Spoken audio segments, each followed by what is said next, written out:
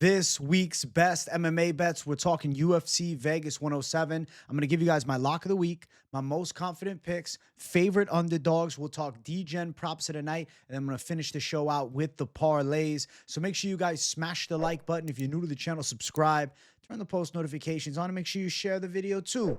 Now, last card, Lock City, Savage Dog. Didn't do so well. All right. He got caught with a big shot quick and went to sleep. And I felt like I got dropped and rocked myself, but it's okay. Got a nice week off to recover, and I feel centered and ready to bring some savagery. We have another plus money lock of the week, but this week I'm doing the Savage Dog lock with just a little twist. So without further ado, the lock of the week. The Lock City parlay is back. We're going Gustafsson and the over 2.5 rounds in the Gamrot and Klein fight. This parlay spoke to me. I was like, this is the lock two-leg. I love the chance of Gustafsson here against Trevin Giles. I think it's a great matchup for him. Giles coming into the fight on short notice, fighting at the UFC Apex, and he's a guy that I think prefers a bit of space to box, dealing with a relentless, pressure-based, dirty boxer / wrestler in Gustafsson. Gustafsson's not one of those guys where you look at his style and say, yo, that's pretty technique. I want to throw my punches like him. No, he's just a savage. It's like you want that dog like that. Bites down on the mouthpiece, bringing consistent pressure, and he's ripping you with shots in close range, knees to the body, punches up top, elbows. He's going to make it tough for Trevin Giles. And we've seen Trevin Giles wilt a little bit in the past, fatigue a bit, even the Preston Parsons fight. And I don't rate Preston Parsons compared to Gustafsson. I think we're going to see Trevin Giles in trouble here. He's on a 3-fight losing streak. He does his best work when you give him space. He takes a short notice fight in the UFC Apex against a damn dangerous kid. Or I should say man, because he's 34 years old. He's one of those later stage prospects. And I'm not saying Gustafsson's a certainty to make a run to the belt or anything of that matter. But do I think that he breaks Trevin Giles? Absolutely. The man seems to be made out of some different material than most of us. He's willing to absorb immense amount of damage and just keep coming forward. And I think Trevin Giles is the better boxer than him. Cleaner from mid and long range for sure. But how is he going to deal with Gustafsson's consistent pressure? He doesn't stop. And I don't think Trevin Giles, especially on short notice, is going to be able to stay on that bicycle for 3 rounds and out kickbox him. I don't think he's putting him to sleep either with a big punch. Giles has a bit of hands on him, for sure, can box. He can mix it up with his punches. But Gustafsson's relentless pressure makes it hard for Giles to keep him away, because it's not like Giles has this blistering jab and these epic teeps, you know? He's not like super crafty from long range. He's a good enough striker, but I feel like his strength in his stand-up game is ripping some hooks in the mid-range. And I feel like getting close to Gustafsson, he's getting pressured backwards, he's getting tied up, and he's getting outworked. Gustafsson's in phenomenal physical condition. The guy doesn't wilt. He's high output, high pressure from start to finish. I think he's in Trevin Giles' face, and I actually think he's live to TKO him in the later stages of the fight. We'll talk props. We'll talk a little bit more about that there. But I'll tell you this, when you parlay it up with Mateusz Gamrot and Leavitt Klein to go over 2.5, I think you have the secret 2-leg recipe for this card. It's a Lock City parlay. Plus money territory, plus 114. Pretty damn good to me. I really feel like Gamrot and Klein is a tactical battle, and I see both guys surviving till the end. I don't think Gamrot subs up Leavitt on the mat, and I don't think Leavitt's chinning Gamrot. Gamrot showed really good recovery because of his insane physical condition in past fights against quality strikers. And I don't think Leavitt Klein is getting ran over. I just think that it's going to be pretty back and forth. I think Gamrot lands some takedowns. Klein has some moments with strikes. But I expect both of them to fight smart and very pressure-based. And I think it's going to be a good fight. But it's going to be a back and forth battle that ends up going all 3. I could see it being a blistering war, too, that ends up going all 3. I like the possibility of these two together hitting that plus money. When you look at this card, there are some straight money line underdogs that I do like, okay? And I have them for the favorite underdog section, and we will discuss them. But something spoke to me with this parlay, and I said, you know what? I talked about it a little bit, maybe doing a parlay to mix things up for this UFC Vegas card. And yeah, this parlay spoke to me today. I said it's time. We're going Savage Lock City parlay as the Savage Dog Lock for UFC Vegas 107. To give it to you one last time, you got the Savage Gustafsson and you got the over 2.5 with Gamrot and Klein. Put them together, plus 114, and I think we're hitting, man. I'm feeling damn good about it. Let's jump to the next section. Let's talk about my most confident picks. We'll talk about some straight, fighter predictions. So we're going to go one by one as we bring it up. And we'll talk first, Reese. Zach Reese should beat a Dushko Todorovic, who I would say is damn near terrible at this point. I understand that Zach Reese is not perfect either, but Azamat Bakoyev's a savage with heavy ground and pound and dangerous boxing too, and he's a lot slicker than Dushko. Dushko Todorovic, he throws like loopy shots and leaves a lot of fat on his hooks, and he also lacks head movement in the pocket. I think Reese has got a big athleticism advantage. I think he's got a speed advantage. I think he's got the better striking between the two of them, and he's got pretty capable jiu-jitsu. Just because Reese got ground and pounded into oblivion by Azamat Bakoyev doesn't mean that Dushko Todorovic is doing it. I'm thinking of Dushko Todorovic getting his ass whooped in the first round by the Beverly Hills Ninja Jordan Wright. And I'm thinking Reese landing big shots on the feet. I don't think Dushko's absorbing them. He's taken a lot of damage too over years. Had that bad knee injury with Leroy Duncan. Knocked out recently against Abdul Malik, who's a savage prospect. He got knocked out bad by Chidi Bang Bang. The chin has been touched a lot over recent years. And even though, he's not an old fighter, I think that Zach Reese, more fresh in the UFC, seems like he still could make some kind of work in the UFC happen. He could go on some type of run, whereas, Dushko's wins are against some of the bottom of the barrel fighters in the UFC middleweight division. As the level jumps a bit, he's been knocked out a good amount. And I think Reese has the explosiveness, the athleticism, and the striking skills to outwork Dushko. Even if it went 3, I could see Reese winning grappling battles. I like Reese's body kicks a lot too, but his punching can work in this fight, and I feel like he could have some big moments. I know that, Jose Medina went to the final bell with Reese, but he's one of the toughest men on the fucking, planet, dude. The dude takes a beating like very few, and Dushko Todorovic is not absorbing that type of damage. Whether it's kicks to the body or punches to the head, Dushko will be broken in this matchup, and I think Reese is finishing him. Of course, the money line is minus 235. It's not like it's great odds for Zach Reese, but it's also not horrible. Definitely something you could put in a little 2-leg parlay, which we'll talk about. And then Reese by KO at minus 110. Not all that exciting, but I do think he's live for the KO. Has a good jiu-jitsu game, but I'd say knockout would be my first pick for method of victory in this matchup here. But money line, obviously better. Confident on Reese to get it done and to get a finish. Next up, Erin Blanchfield. Erin Blanchfield, as I used to call her. I think she can beat Macy. I think she can neutralize Macy Barber's chaos. Macy has a pretty high output striking style, and her kickboxing game is not bad. It's effective, but she doesn't have the tactical or technical tools of a Manon Fiorot, okay? She doesn't have the same slickness to her striking. And I think Erin Blanchfield is going to be able to get a hold of Macy Barber. I also don't think Blanchfield is a dead woman in the stand-up either. She landed a nasty high kick late on Manon Fiorot. And yeah, she got outstruck for a lot of that fight.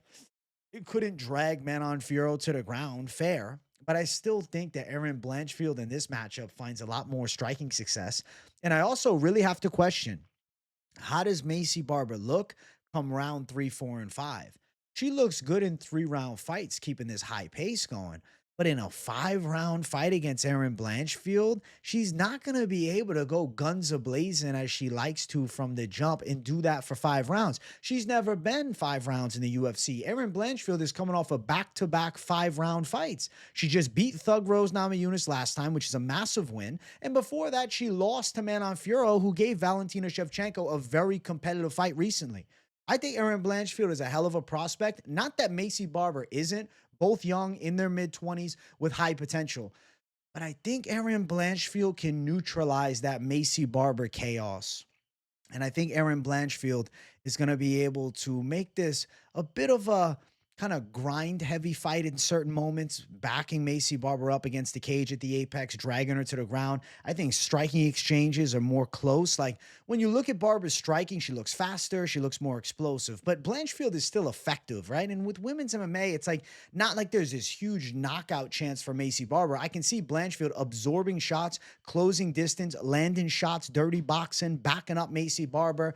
And I just don't know how Barber's going to look over the full 5. I know Blanchfield is ready for 5 hard. And I think Blanchfield does have a clear-cut grappling advantage, even though Barber's got decent enough ground skills. I'd say she's got good grappling even. Decent might be a disrespect. I think Erin Blanchfield is superior. And I believe Erin Blanchfield is going to put on a quality performance in a hard-fought, back-and-forth fight. I see her getting it done on the judges' scorecards. Now, she is a bit of a favorite around the minus 240 range, but I'm not surprised by the odds. And I'd say I actually kind of agree with the tag here. I feel like Blanchfield, battle tested against the best in the world recently. Though Barber's win over Ketlen Sermonara, formerly Caitlin Chukagan, is a nice W to have, and it was impressive.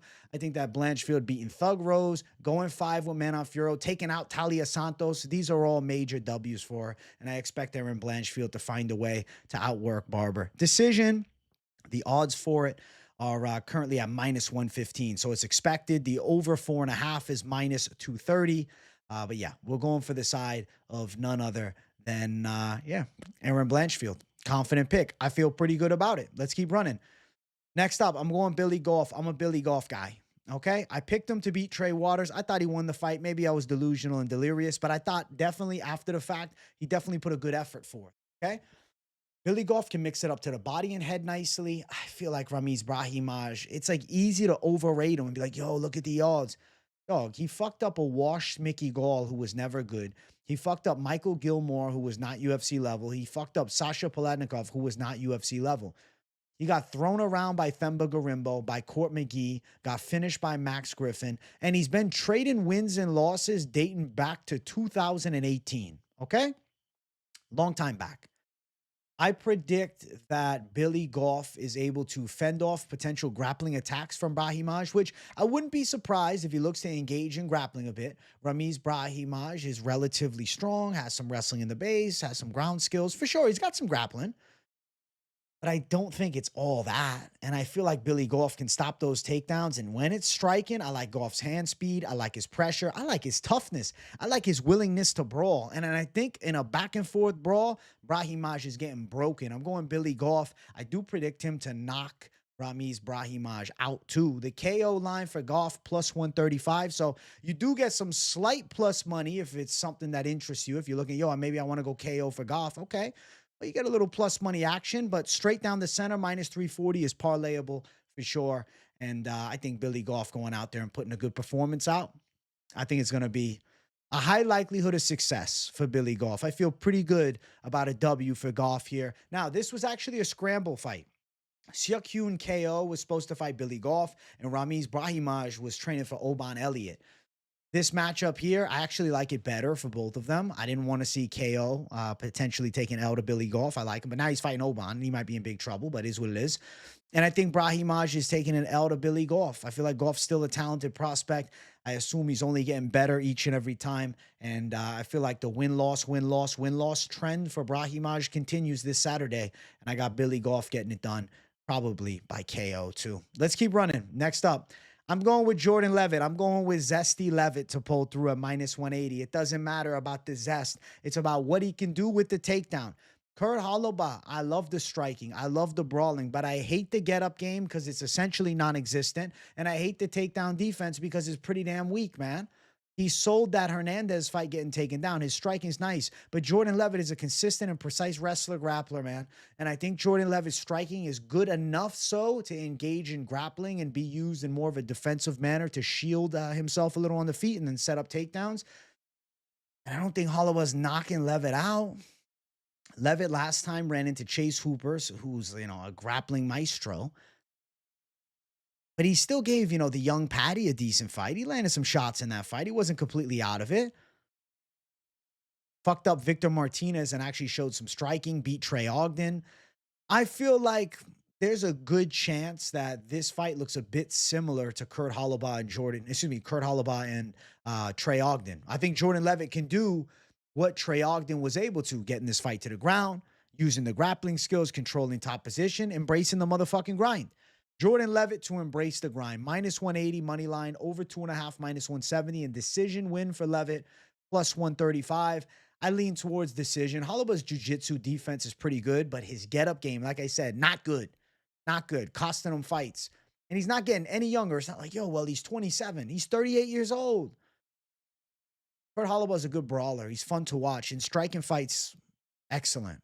When that takedown threat is there, and when you got a Jordan Leavitt on the other side who definitely wants it on the mat, I got to go with the Monkey King. I'm going Jordan Leavitt. I'm going Zesty Savage to twerk on Holobaugh after he gets, 29-28 or 30-27 decision W. Leavitt to get it done. He's still young. He's still going to show improvements. I feel like you have to lean towards Leavitt, and I feel confident that he wins. Now, obviously, you see there's one more there. It's Gustafsson. He's in the Lock City Parlay. I don't need to say much else. I already talked about the fight. But if you just wanted to moneyline him or maybe put him in a different parlay of your own, I do think he wins. Minus 155, Gustafsson. I see him taking out Trevin Giles. And he's a confident pick. Now, I do want to jump to my favorite underdogs on the card. We have a plus money Lock City Parlay. But let's talk about some underdogs that I think have a chance to win. Markel Mederos around plus 150, tactical kickboxer, good from long range, mixes it up pretty well, but got controlled a bit by Austin Hubbard. Bolaji Oki's got heavy thunderous hands. Plus 150, he's a pick, but I recognize the 50-50-ness of this fight. Bolaji Oki has dangerous and explosive boxing for sure. Does have a bit of a tell, like before he throws, he like twitches for a second. And I could see Mederos with Benson Henderson in the corner having a smart game plan, maybe mixing in some wrestling. But Oki's a freak athlete, man. And, you got to be a bit worried when you're picking against and especially betting against a freak athlete like Oki, even though I think Markel Mederos is the technically more proficient MMA fighter. I still recognize that Bolaji Oki is a dangerous man. Powerhouse, explosive. Gonna have a knockout power edge. Like if somebody's getting knocked out here, I don't think it's Bolaji Oki. I think it's probably Markel. But I do think Markel Mederos can fight smart in this matchup, pick his shots, mix in takedown threats to fuck up the rhythm of Bolaji Oki striking. I think Markel can win it at plus 150. But recognize, I didn't call him the Savage Dog Lock for a reason. I'm picking him to win. I think he's a dog that can pull through. And he is plus money, and plus money is always nice. Plus 150, if you're feeling it. Mederos to win. Decision probably at plus 315. Minus 175 for the over 2.5. The thing that I don't love, he's a very popular underdog with the masses. And I don't know, 65%. Sometimes they say, you got to fade that public. But I feel good about the pick. Maybe everybody's just got an eye for this. But why do the bookies not have the odds flipped if Mederos is 2-0 in the UFC? Right? And Oki's 1-1. A split decision with Kawamba is not super impressive, but Kawamba looked damn good against Romero last fight. I'm going to say that Markel Mederos gets it 29-28, nitty gritty, back and forth. Maybe the spread is the money call. We'll talk about that on Friday. And then the next underdog, which I like, who was almost a Savage Dog Lock before the parlay came to me. Plus 160, Bruno Lopes. I think Bruno Lopes is going to be the king of the Apex here. Dustin Jacoby hasn't fought at the Apex since his fight against Khalil Roundtree when he lost a bad decision some years ago. And now he's taking on Bruno Lopes, who is pretty comfortable at the UFC Apex. His UFC debut was there when he pulled off the upset win against Magomed Ghaziasulov. He had that Contender Series fight against Sazignani there, and he also lost badly to Brenson Ibero there back in 2023. But I feel as though Bruno Lopes has been a highly touted light heavyweight prospect for some time, and I get it. Brenson Ibero separated him from consciousness in violent fashion, but I don't guarantee that Dustin Jacoby does the same thing. He was an 8-1 favorite against Brenson Ibero before getting absolutely starched. I feel like he's gotten better since then. He definitely has shown a chin in Sazignani, cracking him with the overhand. He's able to, recover, scramble, get back up to his feet. I still think Bruno Lopes has got something good. I like Bruno Lopes. Boxing is solid. Pressure is solid. Wrestling is there. Grappling is there. Fight IQ seems to be there. He's a good Brazilian prospect. Dustin Jacoby is a guy that thrives with range, okay? Being at the Apex is definitely a bit of a second obstacle to overcome. Like, aside from just fighting Bruno Lopes, now fighting him in a small cage, I don't think Jacoby will have as easy as a time getting into a striking rhythm from distance. I feel like Bruno Lopes is going to be able to bring some pressure to Dustin Jacoby, get in boxing range, land some shots, because Lopes can box on the inside. But I could see him mixing in a body lock, pressure, trip, takedowns against the cage, making Jacoby uncomfortable in the clinch, backing him up. Dustin Jacoby got dropped bad against Alonzo Menafield in round number 3. He got knocked out violently by Dominic Reyes. And then he pulled off a nice win against Vitor Petrino. But Petrino is one of the lowest fight IQs on the motherfucking roster. Petrino doesn't think. He's spamming a big double leg against Anthony Smith, putting himself in a gilly. How impressive is that win? Really? Yeah, he's a physically imposing, scary Brazilian man. But Bruno Lopes is, yes, less physically imposing, maybe less scary on the outside. But when you actually look at the skills, you should be more terrified because he thinks more. He'll take his time more. He's got a higher fight IQ. And I think that Bruno Lopes is actually going to get a nice W. I like Bruno Lopes a lot here. Plus 160. I love this underdog tag. He was close to being the damn savage dog lock. He's a savage second dog lock or something like that, we'll call him. If you were just saying, yo, you had to just go a straight underdog and I wasn't going to do the Lock City parlay this week, I would have went Bruno Lopes. So take that with whatever you want to take it with. I think he wins. I think, personally, I feel better about this bet than I do with Markel Mederos. Because I think people are kind of overlooking Bruno and maybe overestimating what Jacoby can do in the small cage. I like Bruno Lopez's chances. I'm picking Bruno Lopes as a savage, confident dog call. Plus 160. I like his chances a lot. If you want a straight money line underdog, this one calls my name. This one speaks to me. And I think we can win with Bruno Lopes. And I like the chances a lot. And I like it better than Mederos call. Even though I'm picking Mederos, I like this better. This feels better. This feels more right. And I think Bruno Lopes pulls out. Lopes, how does he get it done? I lean decision, but I wouldn't play decision. It's plus 425. Just go money line. Plus 160. Right down the center. Bruno Lopes to display some fight IQ. Mix it up well. Show his MMA skills. And take out a skillful kickboxer, but a beatable Dustin Jacoby. Let's jump to the Degen props. Now, in this section, I just want to bring up first the overs, all right? Gamrot, Klein, over 2.5, minus 300, confident call, okay? It's a confident pick. Over 2.5, Rayani Amanda, Elise Ardelean, confident pick. Minus 450, sucks, but confident call. Both of these overs, confident calls, likely to hit. Now, another thing that I wanted to mention is the knockout prop for our boy Gustafsson. I think he is live for the KO. Gustafsson by KO plus 175. I think he's live to break Trevin Giles. Gustafsson by KO round number 3 if you want to be an absolute Degen menace. Currently sitting at plus 900. Not as good as I thought it would be. And then it's plus 650 for round 2. Kind of disappointing. But I do think that fight is live to end the second and third with Gustafsson overwhelming a Giles, especially a Giles coming in on short notice. I question his shape right now. At the apex, against a psychopathic pressure fighter, I go Andreas Gustafsson with confidence here. I think he's got a damn good chance to win. And I like the 2 overs in that prop of the KO prop. Even though it's not great plus money, I do think it's a live outcome. End of the day, you can just play the Lock City parlay. You don't have to chase props or overs or anything like that. You can just parlay some things up or maybe go for some plus money lines or some even money calls. But if you wanted to, those are some options that spoke to me. And then there's one more that I wanted just to mention. I do think Macy Chiasson is live to win a decision. Odds are not great, plus 125, but I think she wins a back and forth decision. The spread would probably be better, but we'll talk about that on Friday. I do want to jump to everybody's favorite section, my favorite, your favorite. Come on, yo. It's parlay time. Oh. Okay. I'm going to talk in depth about all of these parlays. First things first. Gamrot, Klein, over 2.5, and Dos Santos, Ardelean, over 2.5. Minus 170 is boring for a parlay, but I think that it most likely does hit. I expect both of these fights to go into the later stages, and I believe that we have a pretty damn good chance of that over 2.5 on both sides hitting at minus 170. I like it. Boring, not going to be, whoa, it's the plus money. Not going to be like, yo, that's awesome, but you win, you win. And the boring calls tend to hit all the damn time. Now, a safe-ish call, which, you know, tends to smash as well, plus 102. Blanchfield and Reese should both win. I think there's a pretty good chance that they do. I say live. Plus 102, not bad. Safe-ish. Safe enough. Possible. Then we got Lock City Parlay, Gustafsson and the Gamrot Klein over 2.5 at plus 114. Feels pretty damn good if you ask me. I think there's a damn good chance that it comes through. The Lock City Parlay, I already explained myself on why I'm calling it.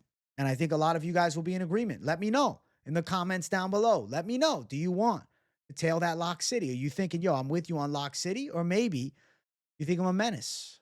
You're against me. I want to hear from the people. Let me know. Then the next one, I don't even have a name for it. I'll be honest, it's because a name couldn't fit. I would have just called it simple. All right. Blanchfield, Gustafsson, and then the Dos Santos, Ardelean over 2.5. A little simple alternate parlay at plus 187 that I think has a pretty damn good chance of coming to fruition. Confident calls across the board, and I expect success. Next up, Gustafsson, Leavitt, Gamrot, Klein over 2.5, Dos Santos, Ardelean over 2.5. 3-1, son. Now, I'm not saying I'm your father, but I am calling you son. I think that it's kind of a, nice mesh alternate savagery. 3-1, two close money favorites, the confident calls on the overs. Does Zesty Leavitt sell it all for us? I hope not. Next down below is the lucky call. Lucky stripes, man. Go get yourself a cigarette. Blanchfield, Reese, Gustafsson, and then the Gamrot Klein over 2.5.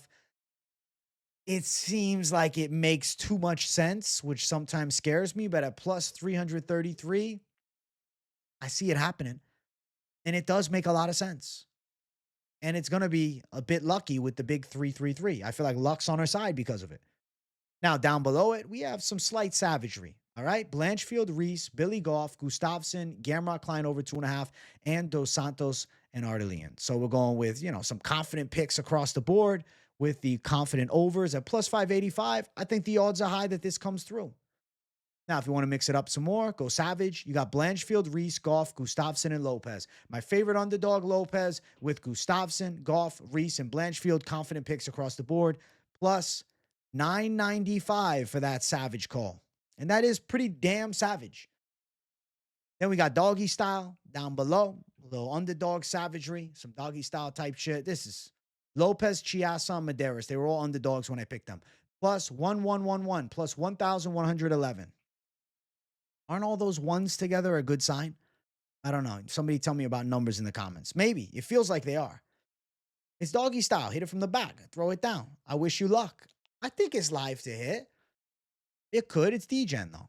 Down below, Savage Degen, Blanchfield, Reese, Goff, Gustafsson, Lopes, Gamrot Klein over 2.5, and Dos Santos, Ardelean over 2.5. So putting some confident picks on the table. You're throwing Lopes in the lineup with some confident overs. Plus 1640 seems like pretty damn good savage money to me.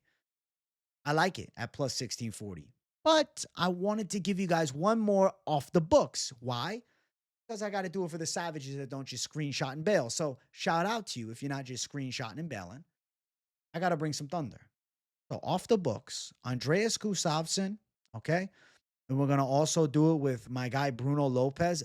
Just those two, plus 318, fabulous call. I actually would have put it in, but I said, you know what? Too much space is being taken up. I'll just do it after the fact to add excitement. You guys getting it? You're getting an exclusive right now.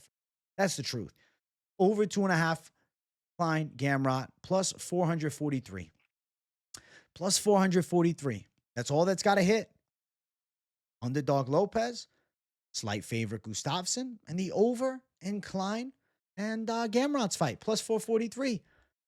That seems like an extension. That makes the Lock City Parlay. This is what I'm going to call the Savage City Parlay at plus 443. You want to go Savage City Parlay? You're like, nah, plus 114 is not enough. Nah, Lopes at plus 160 is not enough. Plus 443. Savage City Parlay. Off the books. I mean, it's on the books. I'll write it down eventually. I have it written myself. But, yeah, you guys had to stick around for it. I like the odds of it. So, shout out to the people. Those are the parlays this week. That was another episode of this week's best MMA bets in the books, and I'm feeling pretty damn fantastic, man. Loose, limber. It's a Tuesday. I'm dropping it a day early for you savages. I couldn't wait to get back at the damn this week's best MMA bet show. I'm sitting here waiting, sitting here wondering. I'm like, no, it's coming. It's coming today. It's coming today. and I'm happy that I cooked it up for you guys. I hope you all enjoyed. Make sure you guys smash the hell out of the like button. Make sure you guys smash the hell out of the subscribe button. And if you're new to the channel, I promise you'll enjoy the content. Turn on the post notifications too. You don't want to miss a video or a live stream. I'm live every single day of the week with the Lunchtime Live. I'm doing streams later in the day most of the week too. And of course, I'll be live for the full card. And you guys can watch these results come to fruition live with me. So definitely tune into the Fight Companion on Saturday. I love you all. Let me know what your Savage Dog Lock is, or your Savage City Parlay, or your Lock City Parlay, whatever you got for me. Let me know in the comments. I want to hear from the people and see where everybody's heads are at with this UFC Vegas 107 card. And I think it's going to be pretty good. I feel like I got the pot of gold at the end of the rainbow right now, and I'm looking forward to it. Thank you guys for watching. I love you all. W's in the comments if you got nothing to say, and I'll see you guys in the next one. Peace out.